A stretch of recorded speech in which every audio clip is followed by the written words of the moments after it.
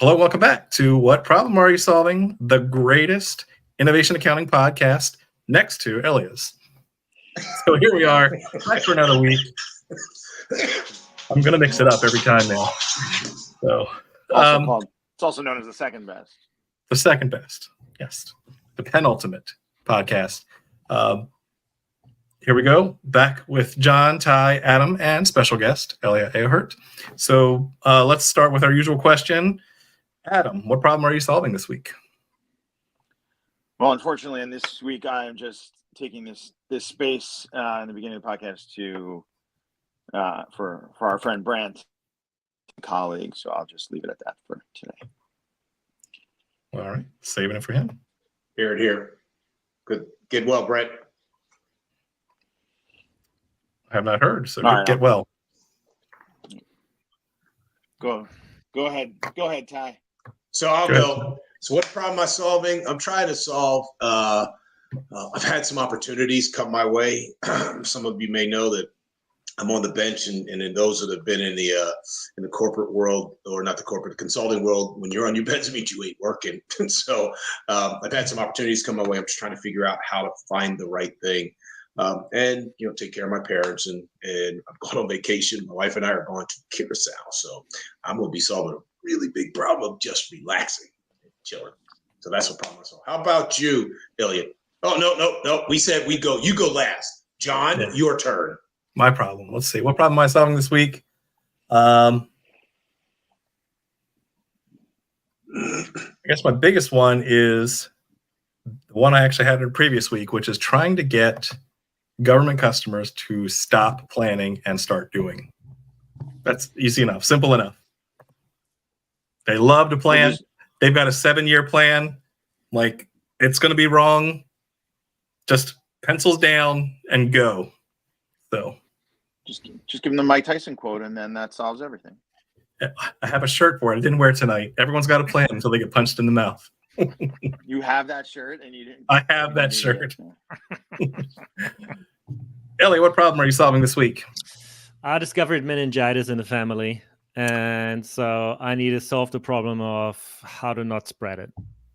Oh my! And how to heal it in the fastest way. So I need to learn about it as much as necessary, but hopefully not too much. The least amount of learning necessary to solve that problem. And maximum learning, shortest amount of time. Hell yeah! And then offense and defense in terms of strategy. So we can throw all the things in there.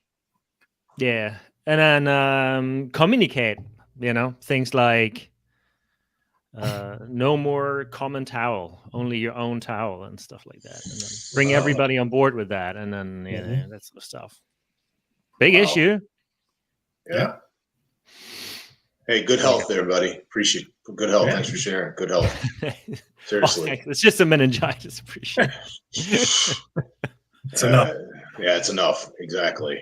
Yeah, it just has, suddenly you've got kids at home, and then, which is lovely, but, disruptive. Okay, There we go. So do you have under 18 or over 18? Oh, well under 6 and 8.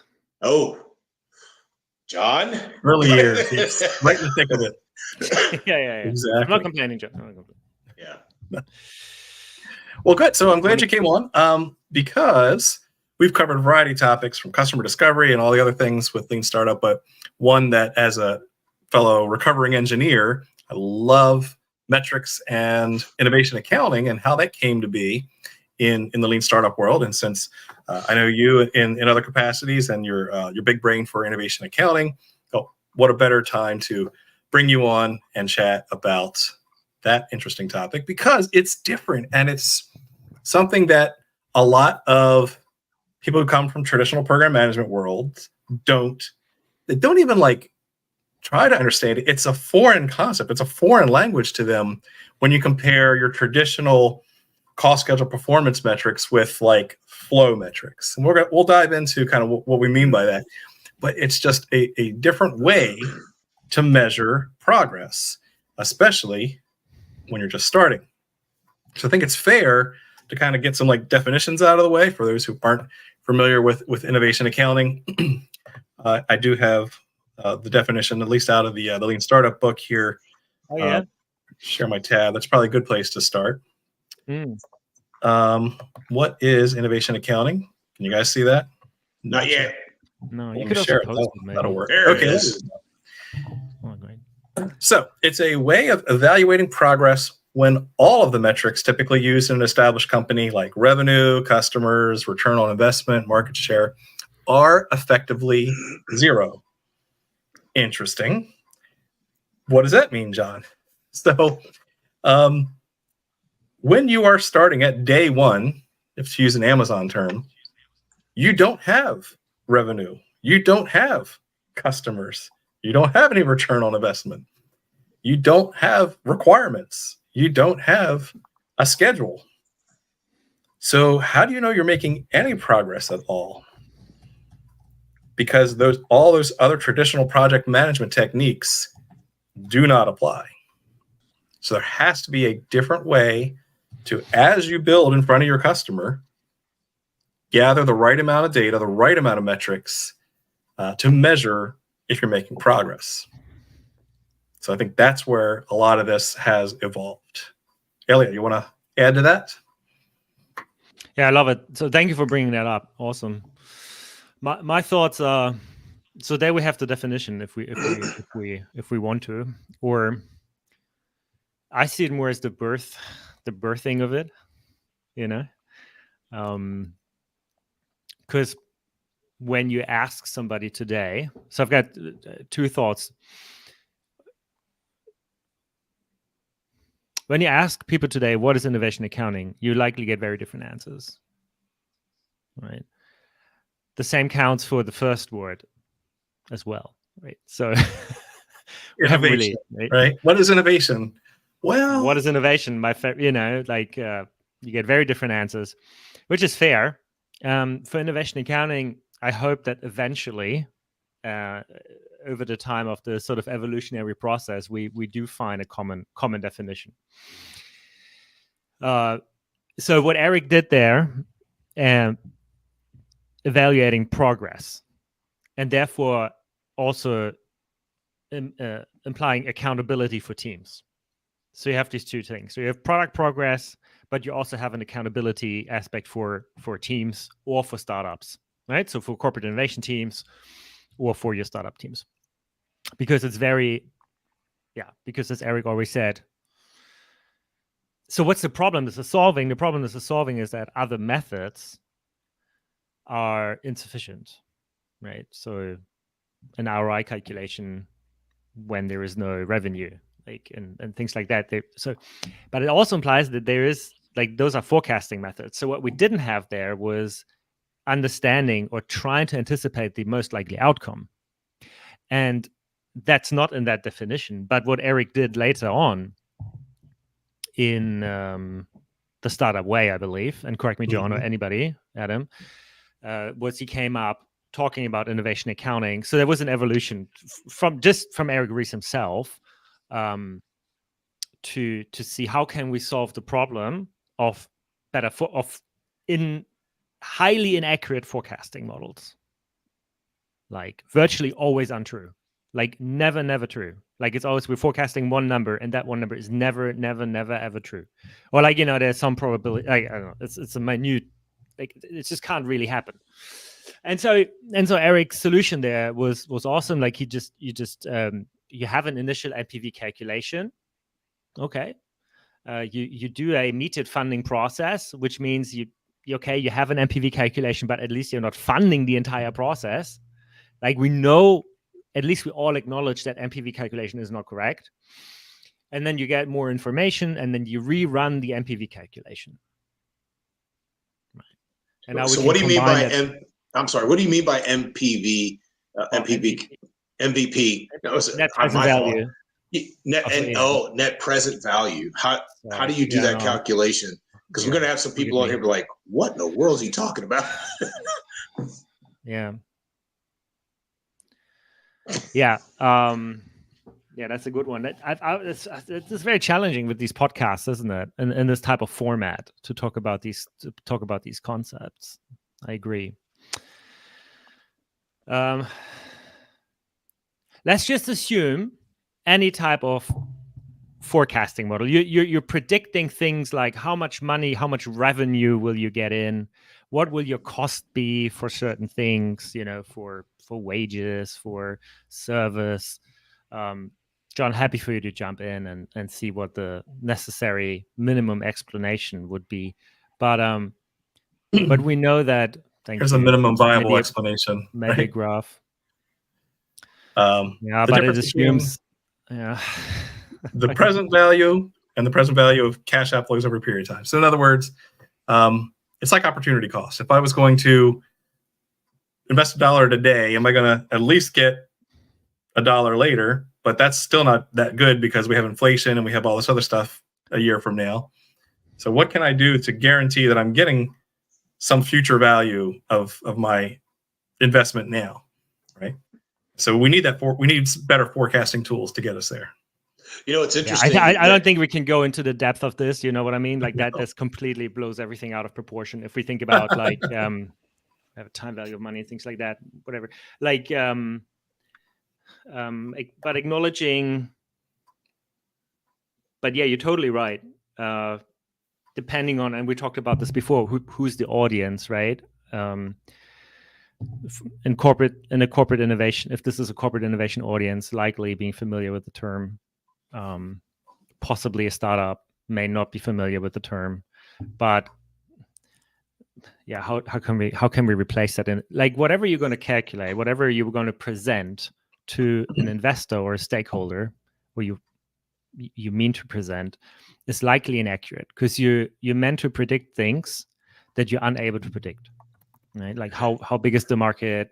How many people do have that problem? Is that problem going to grow within that cohort?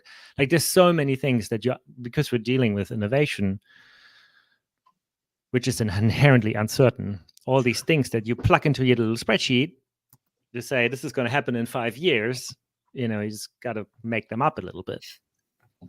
It's interesting what you were saying that about the net present value, like what we don't have this, but what you do have, and I would commend this to all of our listeners, is that you have a whole lot of uncertainty, right? And I'm not being funny about that, because at the beginning you have a whole lot of uncertainty, right? And you're trying to reduce the amount of uncertainty as you're doing this. And so when you have that net present value, like where I'm at right now, this is what I think I have, and then I'm going to make that uncertainty smaller and smaller and smaller. That was just a thought that I had as you were talking. So I'm just going to quickly John. I'm just operating in a way that we like either look it up or like we just got to use the term for a second. Cool. I don't know how else to solve. That's how I'm solving the problem. Not really. So not at all. But I think what. And again, like correct me there, but what Eric did there was to say, look, we're anticipating the future somehow. Mm-hmm. We say how much money, like how much is this thing worth, right? And we got to compare it against other initiative. We got to fund something, but we know it's not going to be true. And now when you have more information coming in, let's say you run an experiment or you build your MVP, right? Get too technical. Then what you have to do is you just recalculate that number. That's what I think he kind of inspired there. And now, if I'm correct, then now we have these two things. We gotta, like, we're solving two problems, or we're starting to solve two problems. Like, what should we actually fund? What is likely actually gonna move the needle? What is likely actually gonna have impact?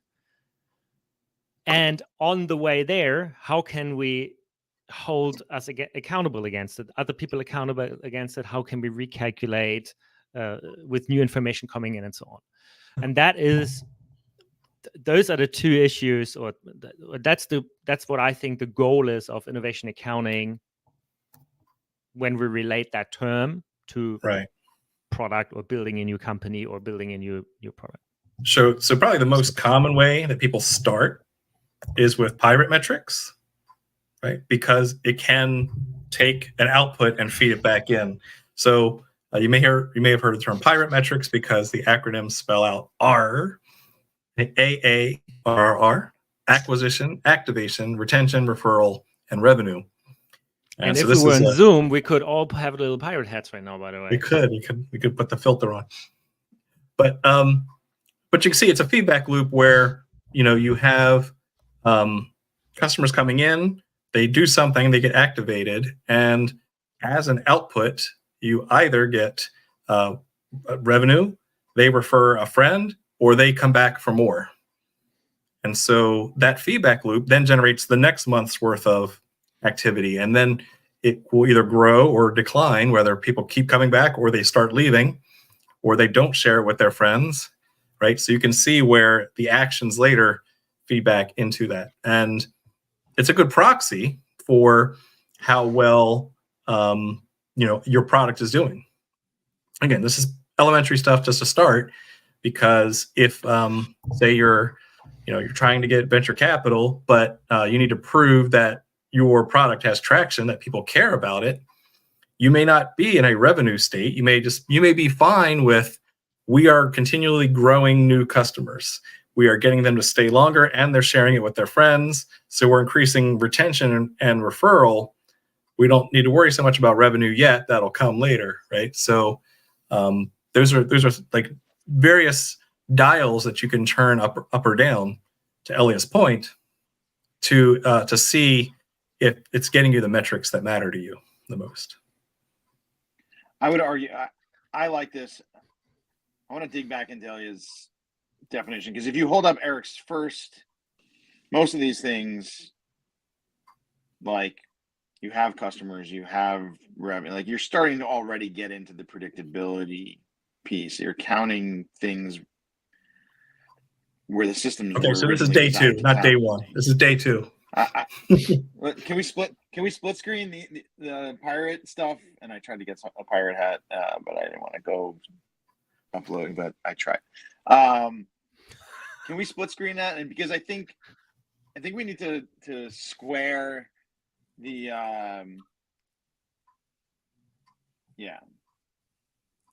Can't split screen, but I can do that.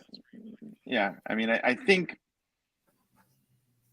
those things that in the pirate metrics are same thing. So I feel like we need to go back into prediction, prioritization, and accountability, and avoid the trap of like what specifically. I think it's the recalibration piece over like what we're counting, because I think we're just going to get into a trap. Like, are we counting number of interviews or new? Are we counting customers? Sure. But I think, and I think that's been beat. You know, who is it? Who else did some? Was it Dan Olson? We'd like to give people credit on this. Who else was doing a lot of work? Dan Dan's a Toma. product guy. Who else? Who else did a lot Well, of work? The graphic before is coming from Ash, no? So yes. It comes from Ash. Oh, my language. Yeah, that's Ash Moria explaining this. That's in essence. Yeah, it's a beautiful model, and you say it's entry level. It is, but it's also not, you know, and it's and I usually see that existing businesses don't understand what's going on currently, right? Like not so sure sometimes about larger organizations, but especially, you know, medium-sized organizations, startups definitely don't have a good handle on these very, very essential drivers of growth. So it's very important. It's very, very important. But yeah, I agree. We can't really step into that. And I also agree, Adam, there are great resources out there to understand that a bit better. And I think, I don't know, feels like a good, what we worked out there, what we came up with these 3 things to talk more about it. Again, depending on what we want to achieve. Yeah. You know, I had a thought about as we were coming into this, it's part of a little bit of a story why I think both the pirate metrics and you all are familiar with the squiggly line of uncertainty, the design squiggle. So it's really like this, and then eventually it kind of flattens out a bit. Why I think it works, or maybe doesn't work. But in terms of, so it's this joint right here. Let me see. Where'd everybody go? I got you. There you go, John. How you doing? Is my screen showing? Can you see it? I was trying to. Okay. Well, I'm going to stop sharing anyway. But anyway, you all know that the squiggly line. I had a thought about. I sucked it at calculus. Right. I had a teacher who was doing stuff that made no sense to me. As a matter of fact, when I was in high school, she might have been writing. I don't know, it was like trigonometry with one hand and racing with the other. That's how much I remember, and it's how badly it felt. But the one thing that I remember about calculus was the area under the curve. And so the whole thing, if you're trying to calculate the whole thing, you're not going to get anywhere because you don't know how big it is. It's damn near uncertain. It's an infinite, because even as you approach zero, there's still space in there. And I've been thinking about this idea of why we ask people in the very beginning to figure out in that, like, how do you do that when you have lots of uncertainty and you do the experiments, or you do your NVP net, was it NV? What is it again? Net present value. Net present value, NPV. Right, your NPV is that you're trying. My to brain reduce... mixes that up often because of the other term. Yeah, that's why I was like, because I had to didn't hear it right. Switches all the time. Yeah. So I stink at the calculus, but what I do know is that you're trying to figure out and the amount of space between the left and the right. And that space is an experiment. And so you just keep chopping and getting smaller and smaller and smaller. And I think net present value, hypothesis testing experiments is to reduce the amount of space between your guess one and guess two, right? And so you just keep getting it smaller and smaller and smaller. And so when I do go to the Pirate Metrics and I'm running those experiments, I think that if we can help people understand that all you're doing is reducing the amount of uncertainty between your first look at it and your second look at it. Because if you take a year to look at it, you might as well shut the sucker down. But if you take 3 weeks at it, you might get a little bit. Adam's a 3-week guy, by the way, right? But if you take smaller and smaller, you take, let me see what I can learn in a day, right? That might point me in the right direction. That might reduce that uncertainty. And you use those for your metrics to kind of understand. They're not going to be great ones because you have very little pointed in the direction, but you know what you did today. And you know whether or not this thing that I did today and the thing that I'm going to try tomorrow, there's enough information I can either continue on or I just do something like I need to figure out something else. And so I think of it, without being a mathematician, as calculus. You're just reducing the amount of experiments and the size of the experiments and the frequency of your experiments so you can keep moving, or say, this was stupid, I'm out of here. I think that's a good segment. What I've been thinking. So I think at a startup, innovation accounting lives literally at the experiment level of the minimum success criteria. And it's basically used, like when we were talking in the last show, pivot, persevere, or move on. And how do I know when it's time to quit? To me, it's like this cumulative, the pivot, and I say, so to me, for a startup, it is all about not even prediction. It's not even really prediction, prioritization, or accountability. I guess it is almost accountability at the individual level. Like, should I continue to do this next week, next quarter, next year? Should I try to raise funding? But I think what you're counting is literally at the experiment level for a startup. But for a corporate innovation team, it's at the portfolio level, and you're gonna keep going no matter what. We've always talked about this, like, what if I have those 80 engineers? So then this is why, Leah, I was drawn to, prediction, prioritization, and accountability. I think there's a ton of resources on prediction and proxy metrics and leading indicators and lagging indicators. I think there's a ton of stuff on accountability, but this idea of we're going to put money at something like, which one of these should we choose at the corporate innovation level? I think it's interesting to go down that path of, like, we're spending that $1 million. Like, at a startup, you might not be spending that $1 million. You might totally pivot. You might choose a different direction. You might stop. But to me, this is interesting.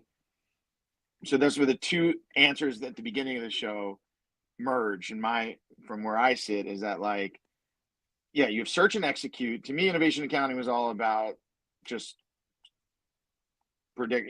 accounting for search. So accounting is for execute, and innovation accounting is for search. To me, that's full stop, the simplest Could be. definition for me.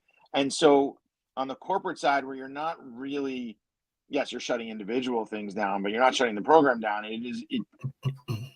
It's more of a prioritization benchmark. Like, how do I decide between these two projects? That's not going to be done on number of interviews necessarily. Maybe in the beginning it will be, because you're doing it on even internally you're doing it on grit of the teams, and it's not even about the idea. All right, that's one. Hey, so here's what. Well, I'm sorry. I got really excited. Go ahead, Elliot. Go. It's cool. Yeah. Maybe it's always good to come back to our, like, to the format maybe of the show. Like, so what problem is, so we've got the solution out there that we, so what problems are we trying to solve? And I guess we have these three, we distilled these three things. So prediction issues, like traditional methods, have a very hard time. I mean, anybody in corporate at least can understand that, most business cases just don't come true. And the more uncertainty you have, the more innovative you are, the less likely they are to come true, because your predictions have, less historical data, sometimes no historical data, basically, or at least so we think. Then we need to prioritize what to fund and what to do. So we have different prioritization, like between projects and then within projects. And that's also tough to do. Right? And then we want to hold people accountable fairly, because you can't, as we all know, and we've beaten that probably to the death, like, because it's, we can't reward people against delivering something that nobody wants and all this sort of stuff. Right. So what kind of decisions do we have to make? And and how can we support decision making with numbers? Where the numbers we usually have, so I think Tristan made it very clear. Innovation accounting needs to quantify. Pretty simple. Ty and I used to say, data beats disagreements. Yeah, or the other way around. And so we silly. Yeah. Forgive me, everybody. I'm a failed comedian. So the decisions for product, the major decisions, I suppose, we make for product. So should we fund this product? Should we go ahead with it? Then how much do we need to invest? And usually if we go ahead with it, are we certain enough then that it will have the desired impact, or the minimum of the desired impact or outcome? Then we can scale. Basically, we can just produce the bloody thing, and nobody really needs innovation accounting. Yeah, because when you're at the scale point, then at that point, then you can just turn the crank and manage it. Go for it. It doesn't mean that innovation accounting and our methods can't inspire it and all that, but it gets very technical. Sure. But at the end of the day, that's sort of the demarcation line to why do we need to evaluate and manage things differently from how we're used to, especially now in a corporate setting, right? Right. So to do that, I really like this this little infographic from the corporate startup book, right? We're talking how do you do innovation in corporations, and they basically have the same kind of framework. They call it basically like reviewing ideas, testing problems, testing ideas, and then scaling them. So they have different categories of example innovation accounting metrics that you could track. So like, just for example, if you're creating ideas, right, we actually need some measures of how are we doing getting ideas generated, getting them selected, getting them aligned, how are decisions being made, or how many get moved on to the next phase of funding, right? There's ways to measure things through the innovation funnel, as it were. I see you reacting to that, Elia. Oh, dude, I can't hide any emotion. So we face. Nah, forget about it. I like watching like movies where people are like, like, yeah. They don't leave anything out because it's like, it's my North Star. Sometimes it would be nice to be like that. Really. Right. So, in the face of death, saying something cool, never going to be me. So, so I think what we just did there is we really zoomed out, and this is solving more problems than we just spoken about. And this is another evolutionary, for me, this is another evolutionary step of the term innovation accounting, right? Yes. And maybe I just give that rundown now. Right? I think, so for product, if you just look at the product, so that is after that, an idea has already been generated, right? Yes. And now right? And now we need to make decisions, essentially kill, pivot, persevere decisions. So now we need to go to test. Or scale. Scale. Right. Let's zoom back. And I think what the innovation accounting book did, the corporate startup book, was definitely historic in the way we can now apply and use the term innovation accounting. Mm-hmm. Right? God forbid, I may be wrong, and I look for your comments and say that's crazy. But but the problems within corporate go beyond the problem that we were just talking about. Oh, totally. A startup has the problem. Should I invest more of my time? What do I need to learn? Right. A VC has the problem of how these folks now accountable because I can't measure revenue. Should I shut the thing down? Should we scale? Right. And the same issues exist within corporate. But within corporate or large organizations, the issues around managing innovation go well beyond that. Right? They have an issue with generating ideas. Where do the ideas come from? How do we select them? Now, how do we, the resource allocation goes well beyond money. As we know, probably the biggest issue is that teams are not working full time on these ideas. Then once they were selected, we know it's a funnel bet. We know we can't choose the winner, and therefore it's a we need a funnel, we need to fund lots of them, we need blah, blah, blah, blah. So innovation accounting, sometimes when you ask people what's innovation accounting, they really think the first thing that comes to mind is managing that funnel, releasing funding through that funnel. That is often, I see now, what people think of as innovation accounting. Right? Then how do we evaluate and manage innovation portfolios? Is another problem that we now can't use traditionally. I'm not an expert on that, but everything falls apart. Portfolio management falls apart. Right? We need a different way. People don't even distinguish between innovation funnel and innovation portfolios. That may mean the same. We have substantial definition and management problems. Right? Yeah. So now we have all these terms. And innovation accounting needs to bring the numbers so we can manage that. That's the goal. I'm not even saying we figured all of that out. Right. Then just to manage it, not to really innovate, just to manage it. Exactly. I mean, you bring a good point because you could do all of these and still fail at innovation. I don't know if that's the point I made. Did I? That's the point I made. Oh, maybe I'm more clever than I know. That would be awesome. So we have and then so see, I'm excited.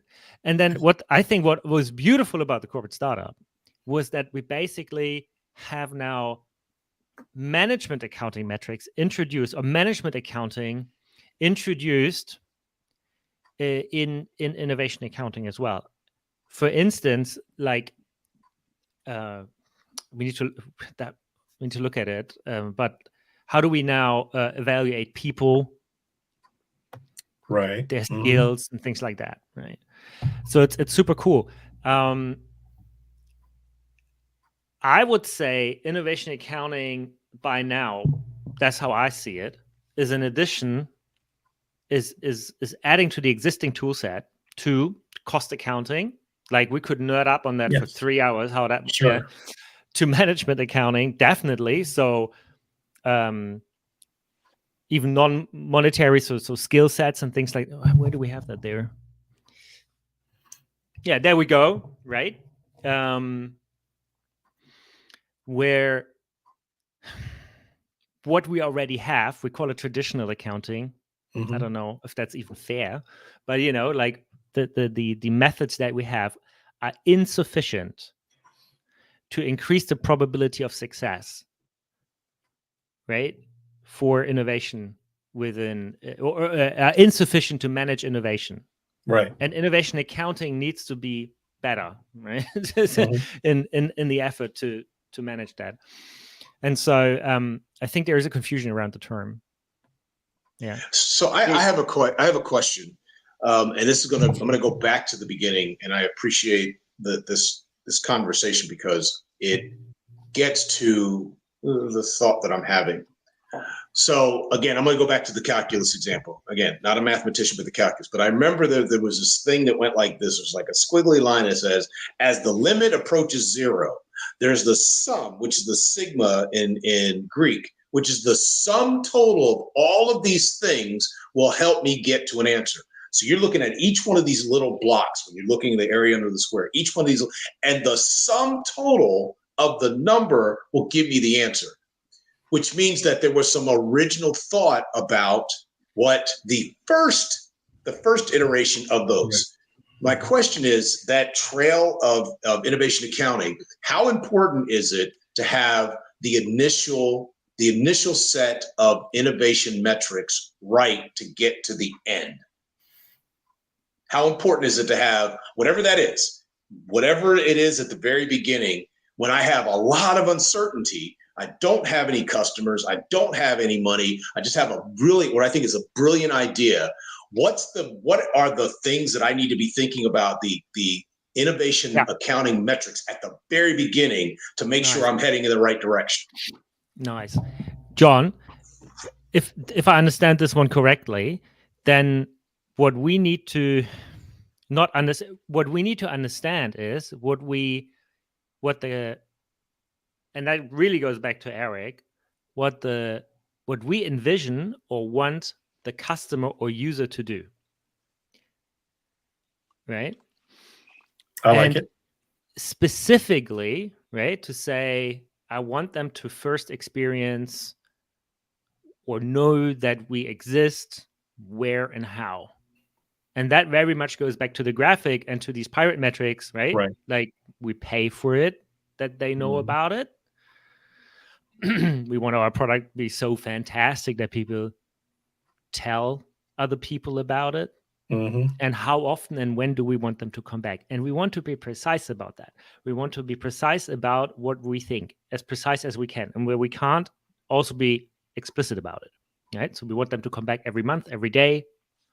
We want them to tell people at what point in the experience, these kind of things. If you can express that, that is all you need. I love it because I think to make solid predictions about the future. They will be wrong, but you can test these assumptions then, and you can build forecasting models that are very meaningful for you to make very meaningful decisions. That's why I think it's so powerful to have what problem you're solving, get it as close as possible up front, because then you can go, we're going to do whatever, raising my hands, waving my hands. There's not magic. It really is getting narrowed and focus on what problem you're solving at the very beginning, so you know what experiment to run. And so, from then on. Sorry, exactly. Adam. Sorry, bud. Can I add one thing and then I'll let you go, Adam? Is because my big thing about metrics is, like, metrics come last. You have to determine what outcome you want first, and then you determine the right metric to get you there, to build off of everything you guys just said. So that's my point. Adam, your thought. I think I was going to say the same thing. I was getting excited that I think this is like combining all of our past guests and future when we get David. But I think on the startup side again, I knew we'd run into this startup versus corporate. John, sorry, I'm so sorry, John, but he's coming. So is Dan Toma. Dan Toma's coming. It's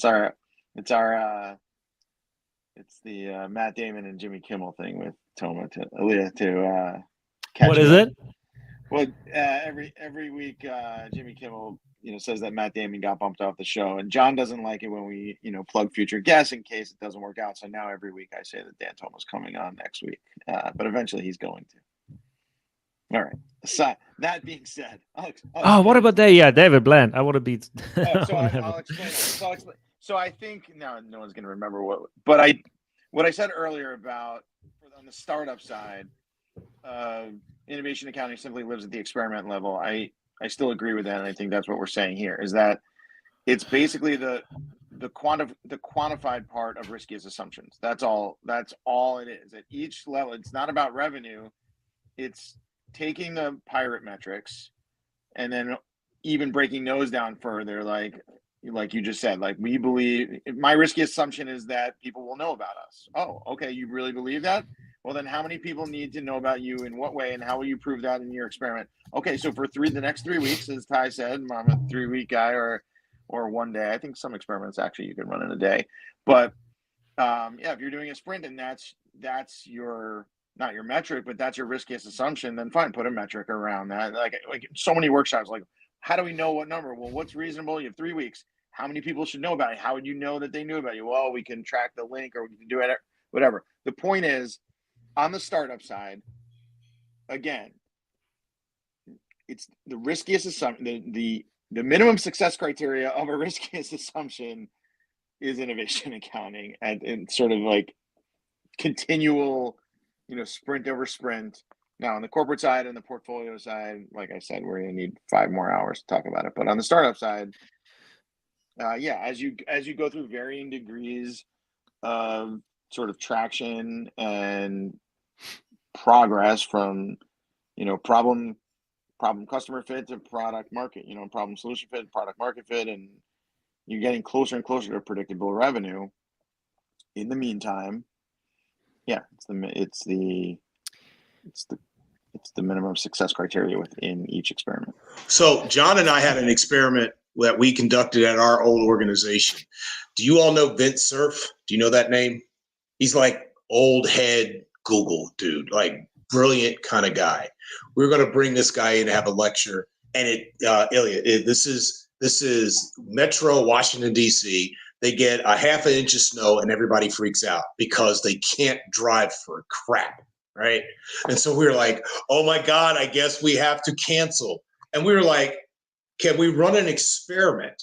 And we really literally in the moment ran an experiment where we said, we believe that we should continue to host our lecture with Ben Cerf if we can send out a Microsoft where you can like vote yes or no on Microsoft in the Microsoft suite, yes or no, and we get 70% response. We will continue if we can get this, to your point, Adam, 70% response. We sent it out at 8:30, John. It was like butt crack in the morning, and it wasn't until later on at night because we had no idea if it was not going to snow, if there's going to be people, there's enough people in the building, they wouldn't release time, blah, blah, blah. We ran that and we held it because we had lots of uncertainty, lots of moving variables, lots of spaces for us to say, nope, we can't host it. But we ain't the customer. The customers were people in the building that we literally went and said, let's see what people do. And we were able to host it because we trusted the experiment and not our own, they're never going to show up. And I think for that type of, it's good. That's great because for that type of decision making, it seems like the experiment was appropriate and the metric was appropriate. Like you agreed on it, you had a fair criteria, or or success criteria in this way. But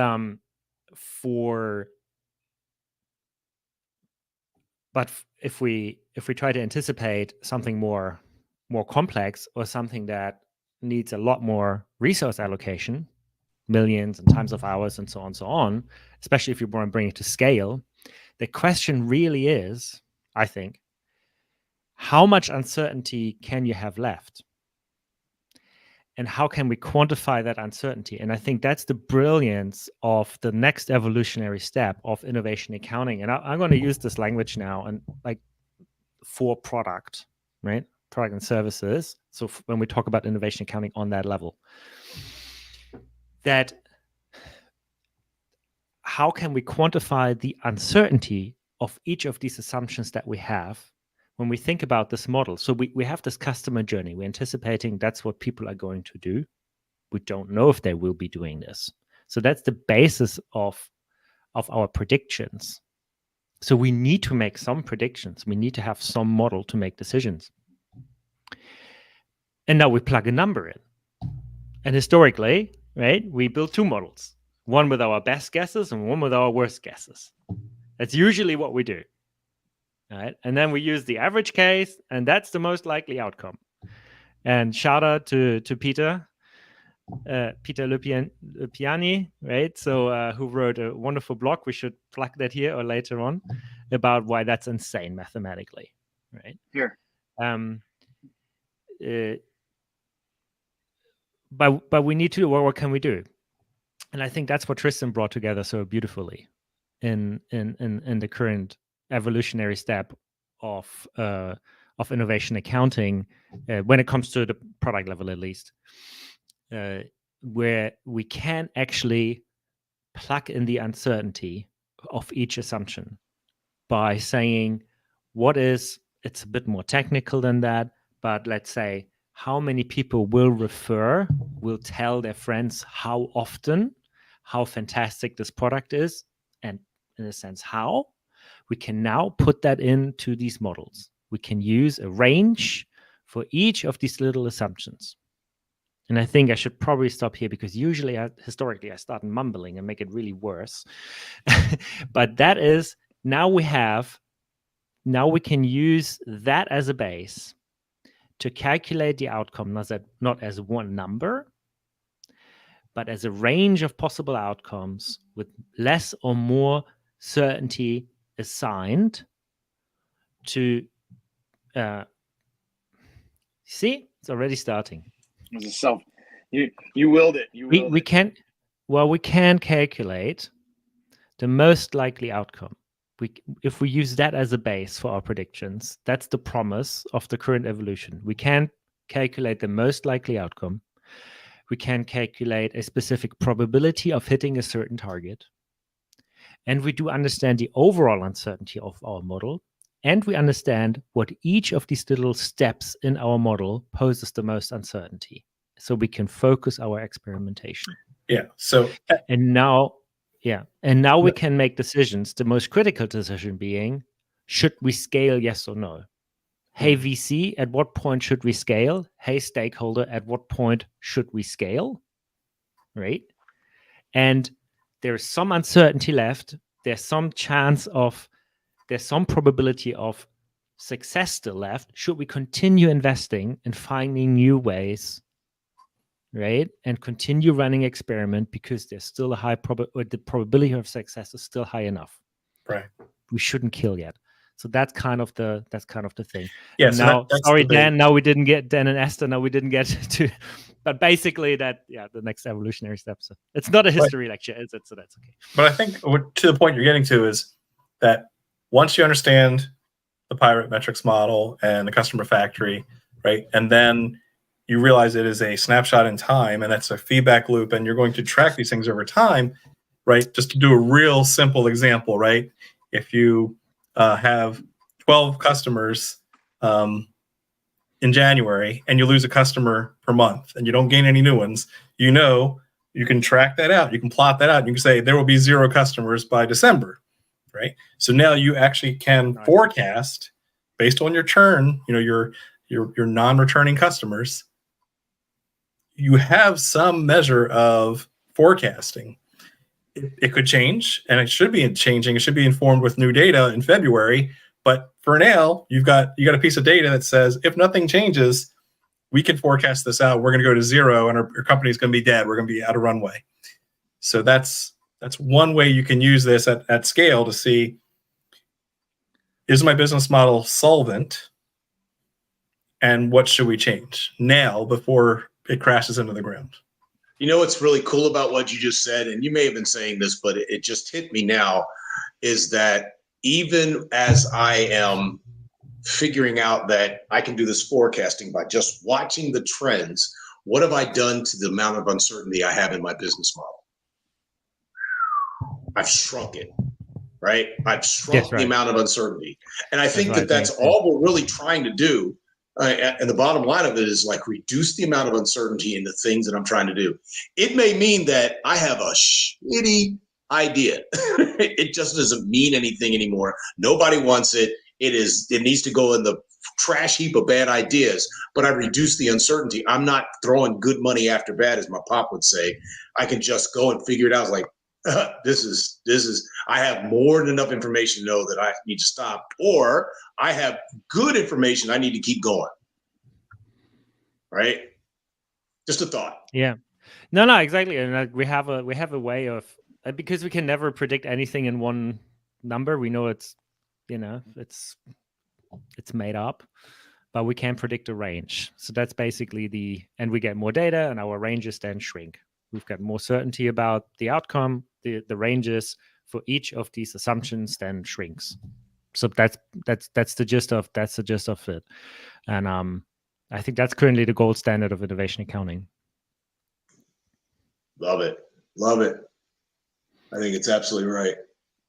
Yeah, shout out Peter. Man, he wrote yeah. Oh, Peter wrote about it before. I don't know. I need to interview Peter and Tristan how that actually worked. Maybe shout out to Monte Carlo. So basically, using Monte Carlo. Yeah, maybe Peter was the first. Oh man, I don't know. Yeah. Anyway, big shout out to Peter and Tristan who did so much critical work very early on this topic of this evolutionary step, I believe. And sorry to everybody else that I'm. Well, same. So that's what I was thinking. And shout out to Dan and Esther again as well. Yeah, sorry. And I think Dave Benetti, I think, was who I was thinking. And again, I could be wrong. Yeah. So I think he gets. Yeah. And we can always. Yeah. If we're wrong or if we forgot someone, that's what the community is for. But yes, yeah. When you're getting into the actual prediction and the option, and the optionality, I think is also what overwhelmed people. But it was right. It was good stuff. And, innovation options, right? So David wrote up innovation options. Yes, very insanely good work. Yeah. Brilliant stuff. Brilliant. But the thing is, options theory, right? Wasn't that like you need a PhD to understand that stuff? Yeah, at least I've got it's wild, right? Like it's too good. But and it's go. Sorry, Adam. No, when you were talking about I knew there was some missing piece to all because I remember even I was cool. Like, innovation accounting, I'll deal with that. I'll just stick with MVPs and customer discovery. There you go.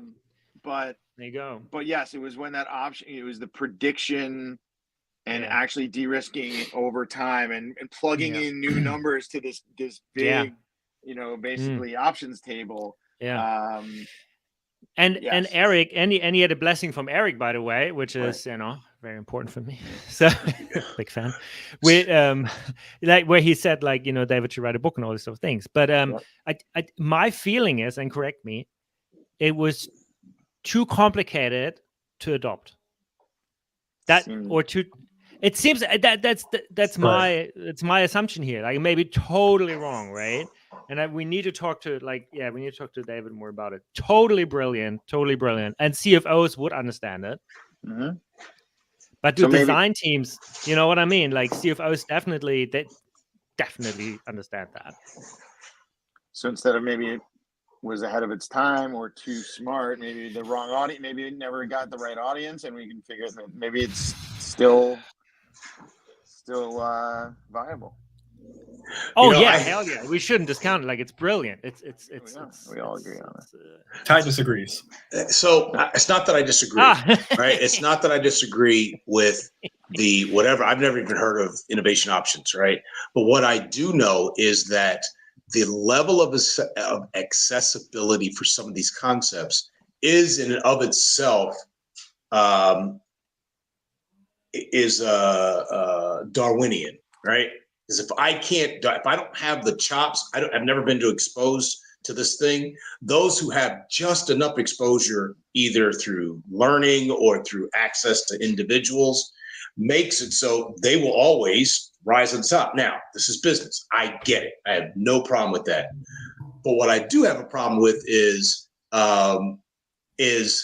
if you say, all you got to do is just learn. I'm like, learn what? Is there some mechanism? And that's why I like the pirate metrics. Like you got to find somebody, you got to bring them in, the referral, the retention, the revenue, that stuff. Cool. You can explain that to people. You can explain to people that if you have a whole lot of like you don't know what's going on, you need to figure out what you need to do now to figure out whether or not you're even going in the right direction.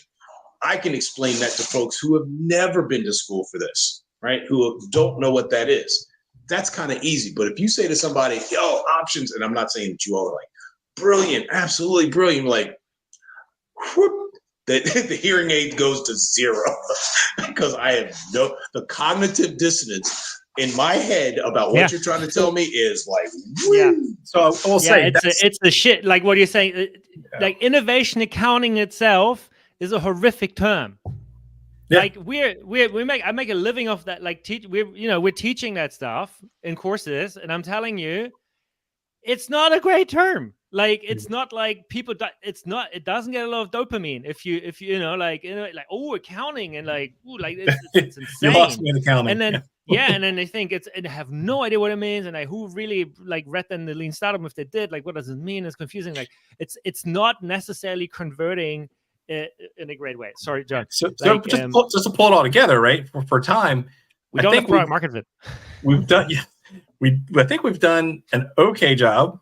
Maybe not a great job, but an okay job of saying in the umbrella of innovation accounting, right? You have things that could be as simple as what problem are you solving first and figure out the fastest way to get to that outcome for that customer. Then like maybe try like the Pirate Metrics framework just to kind of start getting some awareness of feedback loops rather than your traditional cost schedule performance. Then if you're in a corporation, we looked at some of those corporate startup innovation metrics for generating ideas, testing ideas, and scaling ideas. And then we ended the conversation with, and if you want to simulate your business model and track these independent variables over time, there are ways to forecast innovation accounting metrics that are not your traditional ones, just to see, is the business model sustainable? We could deep dive on any one of those, but just at a macro, this is why the term innovation accounting is so complex, because there's many moving pieces to it.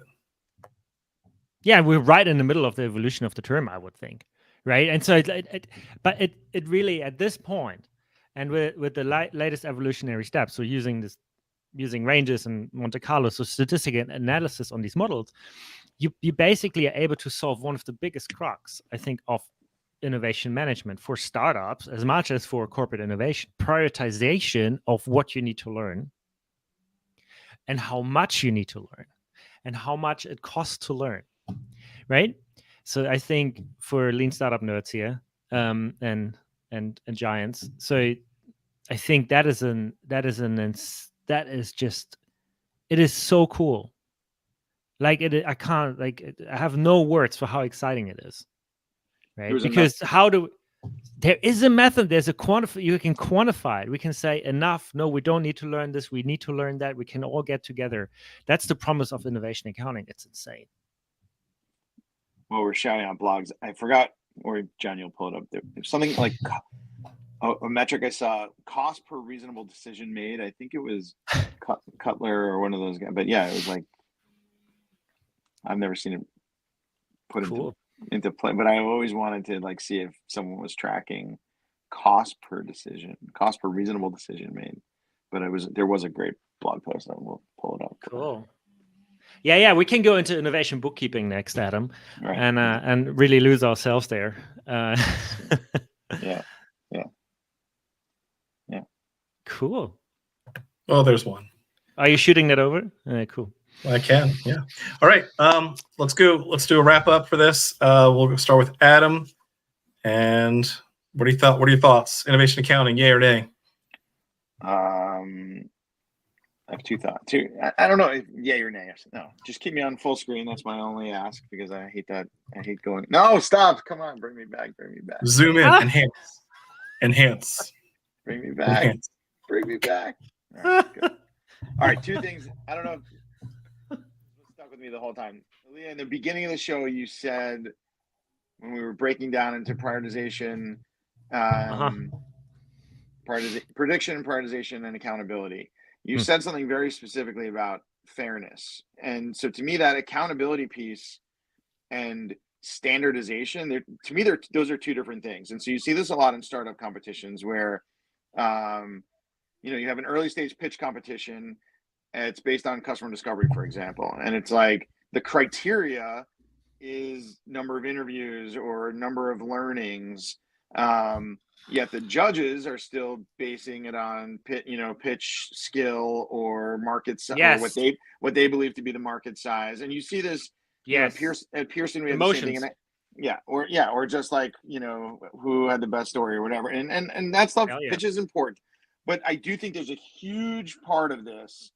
And we see this at corporate too, where it's like, at Pearson, we spend a ton of time teaching people to go gather evidence and go through the product life cycle. But then we realize that, the finance and the governance boards are just making decisions based on whatever they're. So it's not just accountability. It's more of this. I loved what you were saying. I wish we had more time of sort of like locking in the rules and the criteria and judging against those and then what John was saying at the right stage, like if this, and maybe there's no core, maybe number of learnings isn't a proxy for future success, but that's not for you to judge right now. For you to judge right now is the person who did 100 interviews wins, whether that's the right criteria or not.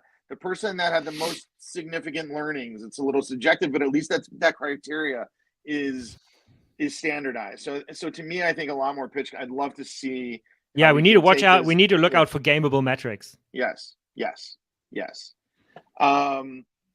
other thing, which was more of like a cheeky little, I should have ended on a high note, but you know me, I can't resist. When we were talking about the predictive stuff, he gets it. All right, I'll make this one short though. Is because you can't predict. So we were talking about VC before. Because a VC can't predict future revenue, or they go to team, right? Because they'll invest in team, or so it's desperation. Yeah. So I guess my question, or like kind of my riddle, was: is that proxy of investing in team? Is that is that innovation accounting, or is that a? Yeah, I love it, man. Like, this is so good. I have the most biased. I give you the worst answer. I'm so biased about that. Okay, so don't listen to me. I'm definitely talking out of. I'm rubbish. My main assumption here is that the overemphasis on teams is because you have nothing to measure. Now, there is a leading that means something. Team means something. And if a team is able to learn, and psychometrics means something, epistemological humility means a lot. But it also doesn't. Because if all your goal is to inflate your portfolio, to raise and raise and raise and raise, and to manage more money as a VC because you get paid 2 and 20 or whatever it is, then who cares? You need charismatic people who can raise money. Like, who cares? One of these might come true. Yippee, yay. If not, I made an income. And I'm oversimplifying it. And kill me on the chats. I don't care. But roughly, that's my bias. That's what I said. But the overemphasis on teams is a measure of desperation. Not just like, but similar to that the innovation heroes are a measure of dysfunction of innovation. Right? Mm-hmm. The recent article. So it's this. No, it's not the same thing. But sorry, I'm very emotional about this. I am very critical of it. And what pisses me off about some of these things the most is that definitely not the best ideas win, not the best people win. In corporate as in VC, we don't get the best for the customer, for the company, and definitely not for the employees. And I hate that, right? And now, shout out to one of the people that I respect the most, Tristan. We talked about this, and he calmed me down a little bit, right? Maybe innovation accounting is not the only thing that will heal the entire ecosystem, but so we might need more. But yes, a critical tool to do forensic accounting, so to say, what is really going on, what is really the most likely outcome.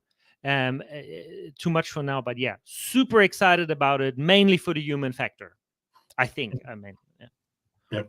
And Elia, we can find you at innovationmetrics.co. That's right. Yeah, and we have a program there. And have a podcast It's as well. coming. Program, a podcast, and everything else. So Do you have Talk about it, man. Talk about it. That's why we're doing it. Get it out there. Yeah. We could. Yeah, this is exciting. This is a cool setting. So. Cool. Yeah, Tristan, you need Tristan on the show. Everybody, you need Tristan in life. After David Bland. After David Bland? Yeah. And Dan. Well, thanks, Ty. Any final thoughts?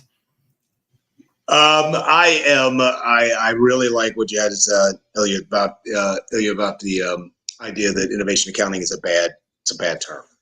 So I appreciate you saying it out there. It's, snaps up to you guys. A bad marketing term, at least. Bad marketing term. Good concept, bad marketing term.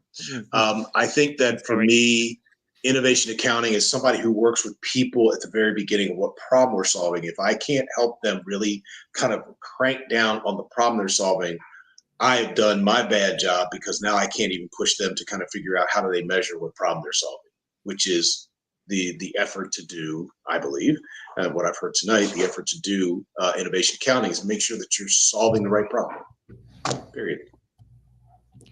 How can you measure progress, right? If you don't even know what the goal is. Or predict the outcome. Hell yeah. Well, John and I have spent combined almost 30 years in the federal government system, plus more than 30 years, probably more like 40 years associated. Yeah. And it happens a lot. Yeah, exactly. In the U.S. federal government. It happens a lot. Well, that's stuff.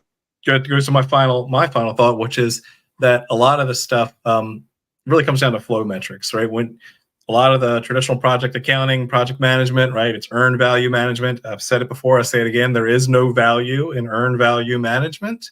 They measure cost per requirement over time. So it assumes a fixed known quantity of stuff and things over time.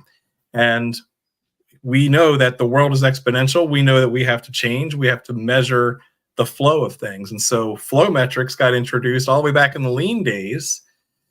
And yet we're still not really using them to the greatest extent possible to measure, again, how quickly and how are we tracking that ideas go from concept to cash in the most impactful way. It don't have to mean the fastest way or the cheapest way, but the most impactful way.